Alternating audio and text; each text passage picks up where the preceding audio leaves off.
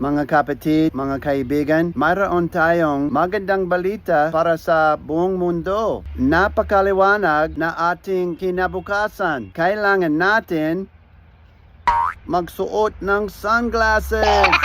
We have good news to share, amen? Kung hindi mo isi-share ang gospel, sino ang gagawa? Akala natin may ibang gagawa niyan. Pastor, leader, evangelist. Pero hindi. Ikaw ang plan ng Diyos para sa mga taong nasa paligid mo. Sabi ni Jesus Christ sa Mark 16:15, humayo kayo sa buong mundo at ipang-aral ang mabuting balita. Utos yan. Hindi yan suggestion. May mga taong malapit sa iyo ngayon na walang Jesus. May pamilya, kaibigan, katrabaho na isang decision lang ang layo sa eternity. At baka ikaw lang ang way para marinig nila. Hindi mo kailangan maging perfect. Hindi mo kailangan maging magaling magsalita. Kailangan mo lang maging willing. Kaya today. Huwag mo nang ipagpabukas. Mag-message ka, mag-share ka, mag-pray ka with someone. Kasi hindi lang ito tungkol sa comfort mo. May buhay na nakasalalay dito. Ako si Ron Smith, aka Kuya Ron. Sa maling pagkakita, God bless you.